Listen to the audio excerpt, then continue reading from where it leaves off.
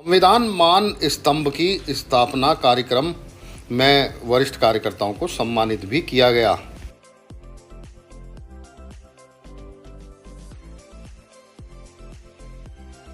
उनका सम्मान समाजवादी पार्टी गौतम बुद्ध नगर ने किया और उसमें आप लोगों का सम्मान करने के लिए माननीय कमाल अख्तर जी को मुझे ये मौका मिला। आपकी ये सुविधा थी कहीं ऐसा तो नहीं कि मुझे रिटायरमेंट के लिए ये पारितोषिक दिया जा रहा है।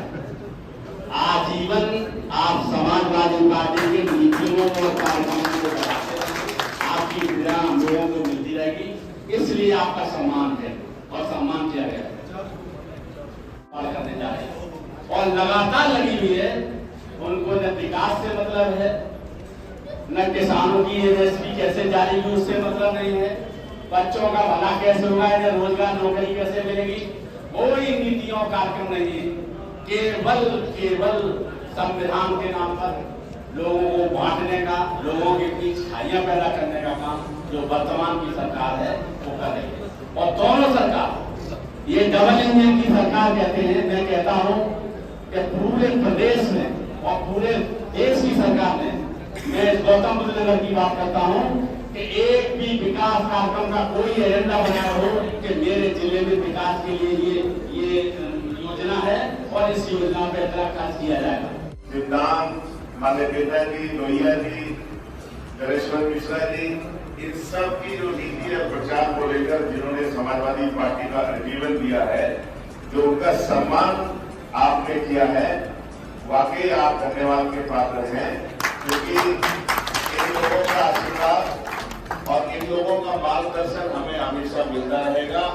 तो निश्चित तौर पर हम लोगों को पूरा विश्वास है कि हम लोग 2027 के अंदर माननीय अखिलेश यादव जी को इनकी आशीर्वाद से, इनके बताए हुए रास्ते पे चलकर इस उत्तर प्रदेश का मुख्यमंत्री बनाने का काम करेंगे। स्थापना का ये हम लोगों ने इसलिए हर जनपद के अंदर माननीय अखिलेश यादव जी ने स्थापित किया कि इससे स्थापना पर हम लोग संविधान अधिकार के रूप में हम लोग मना रहे हैं।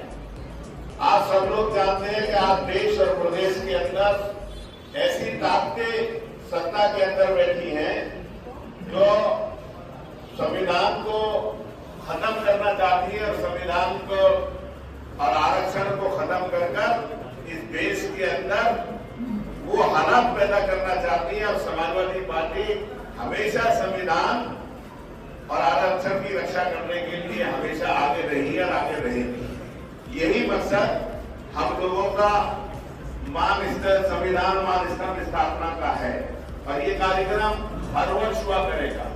आप सब लोग जानते हैं कि बाबा ज्योतिबा फुले ने ये संविधान आरक्षण की जो बात की थी उसमें कहा था कि आबादी के अनुपात से आरक्षण मिलना चाहिए।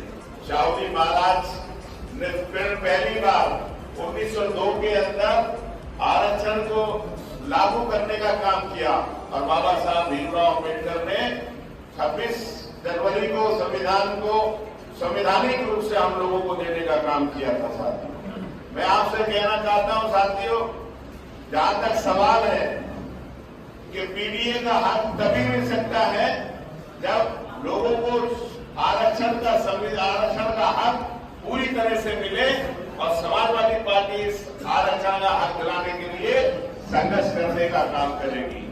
यहाँ पर बैठे हैं बहुत सारे हमारे पिछड़े वर्ग के साथी, बहुत सारे हमारे दलित साथी, बहुत सारे हमारे अगले साथी, सब लोग बैठे हैं।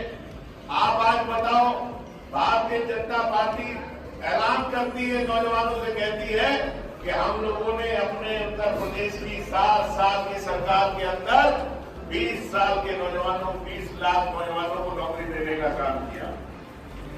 बताओ साथियों, चले जाओ दलित भाइयों के अंदर, अगर 20 लाख आबादी 20 लाख आप नौकरियां देंगे तो आप ये बताइए आरक्षण के हिसाब से दलितों को कितनी नौकरी मिलनी चाहिए थी, पिछड़ों को कितनी नौकरी मिलनी चाहिए थी।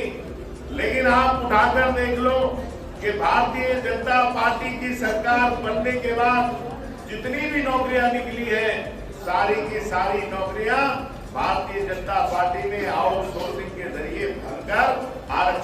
खत्म करने का काम किया है।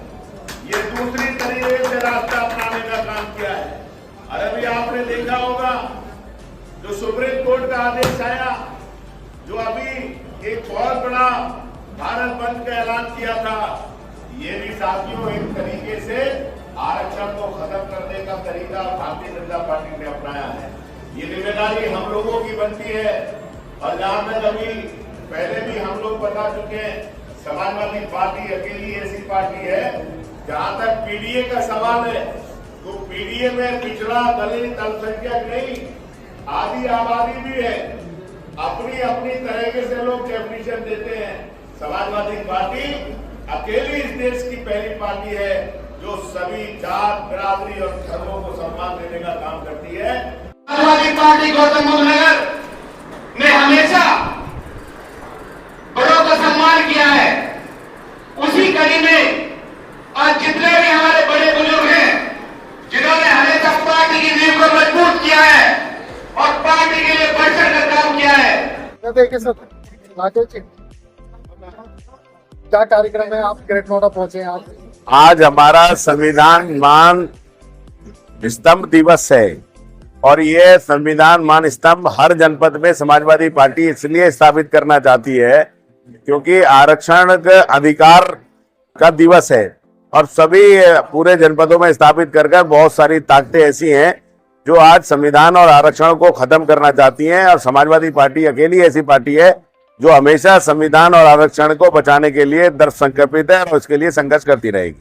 वर्तमान सरकार इसके बारे में क्या कहेंगे? देखिए, वर्तमान सरकार सीधा सीधा जुल्म, जाति, अन्याय, कानून व्यवस्था जीरो, शिक्षा के नाम पर प्राइवेट विद्यालयों को खोलकर शिक्षा को प्राइवेट सेक्टर के हाथ में देने का काम कर रही है। और जो जहां तक सवाल है कि हर मोर्चे के ऊपर भारतीय जनता पार्टी की उत्तर प्रदेश की सरकार फेल है और कोई ऐसी जात, कोई ऐसी बिरादरी, कोई ऐसा वर्ग विशेष नहीं है जो इस भारतीय जनता पार्टी से उत्पीड़ित नहीं है। और ये सारे लोग इकट्ठे होकर 2027 में उत्तर प्रदेश से भारतीय जनता पार्टी को हटाने का काम करेंगे।